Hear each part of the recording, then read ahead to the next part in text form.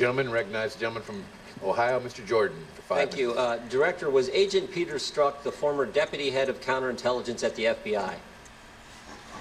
I don't remember his exact title, but I believe that's correct. And he's the same Peter Strzok who was a key player in the Clinton investigation, the same Peter Strzok who interviewed Cheryl Mills, Huma Abedin, participated in the Clinton, Secretary Clinton's interview, and he's also the same Peter Strzok who now we know changed Director Comey's exoneration letter, changed the term gross negligence, which is a crime, to extreme carelessness. Is that the same guy?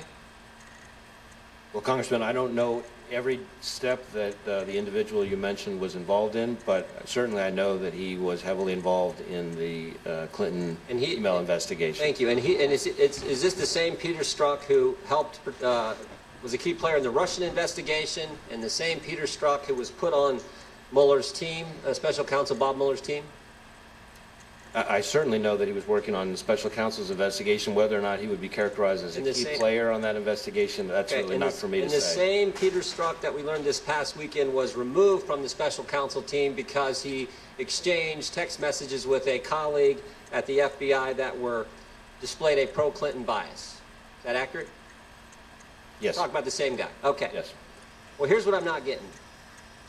Peter Strzok is selected to be on Mueller's team after all this history, put on Mueller's team, and then he's removed for some pro-Clinton text messages. I mean, there are all kinds of people on Mueller's team who are pro-Clinton. There's been all kinds of stories. PolitiFact reported 96% of the top lawyers' contributions went to Clinton or Obama. But Peter Strzok, the guy who ran the Clinton investigation, interviewed Mills, Abedin, interviewed Secretary Clinton, changed gross negligence, a crime, to the term extreme carelessness, who ran the Russian investigation, who interviewed Mike Flynn, gets put on Mueller's team, and then he gets kicked off for a text message that's anti-Trump.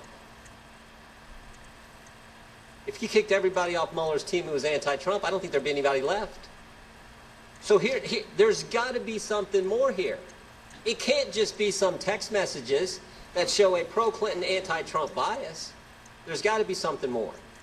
And I'm trying to figure out what it is. But my hunch is it has something to do with the dossier.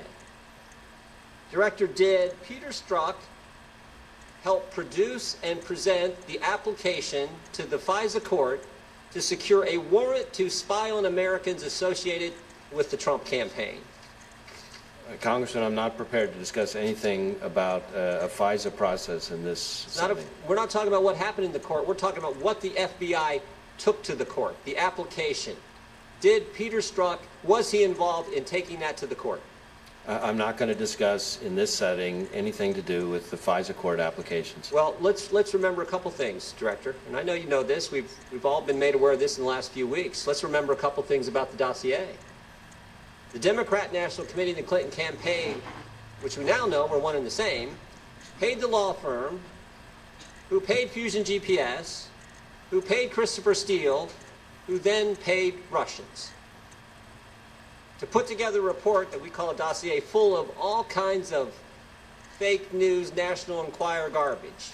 And it's been reported that this dossier was all dressed up by the FBI, taken to the FISA court, and presented as a legitimate intelligence document, that it became the basis for granting a warrant to spy on Americans. And I'm wondering if that actually took place. It sure looks like it did. And the easiest way to clear it up is for you guys to tell us what was in that application and who took it there. Congressman, our staffs have been having extensive interaction with both intelligence committees on our interaction with the FISA court, and I think that's the appropriate setting for those questions. Here's what I think, Director Wray. I think Peter Strzok, head of counterintelligence at the FBI, Peter Strzok, the guy who ran the Clinton investigation, did all the interviews, Peter Strzok, the guy who was running the Russian investigation at the FBI, Peter Strzok, Mr. Super Agent at the FBI, I think he's the guy who took the application to the FISA court.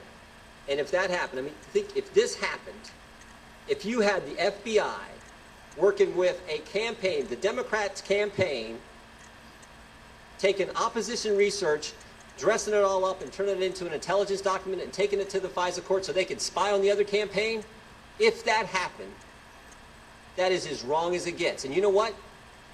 Maybe I'm wrong. You could clear it all up. You could clear it all up for all of us here, all the Congress who wants to know, and frankly, all of America who wants to know. You could clear it all up by release. We sent you a letter 2 days ago. Just release the application. Tell us what was in it. Tell us if I'm wrong. But I don't think I am. I think that's exactly what happened. And if it did, it is as wrong as it can be. And people who did that need to be held accountable.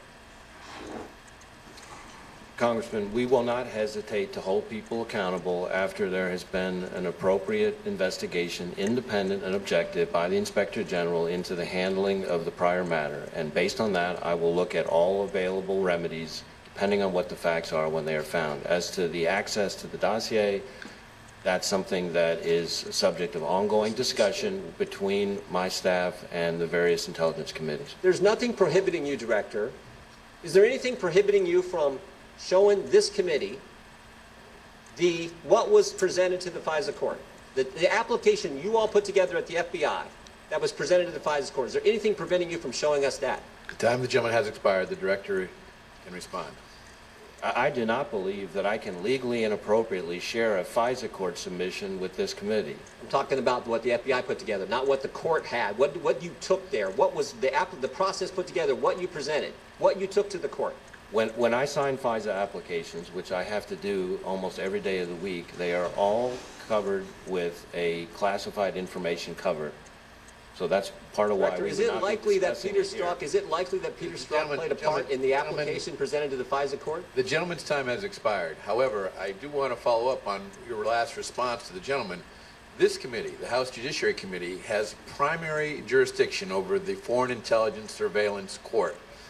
So any request for documents coming to any part of the Congress should include the House Judiciary Committee, and if it is classified in any way, shape, or form, it can be provided to us in a classified setting. But that is information that we are very much interested in, Mr. Chairman, very much want to receive. Question to the Chairman.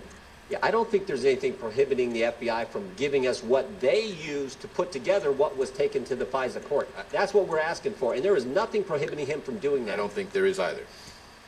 The time of the gentleman has expired, however.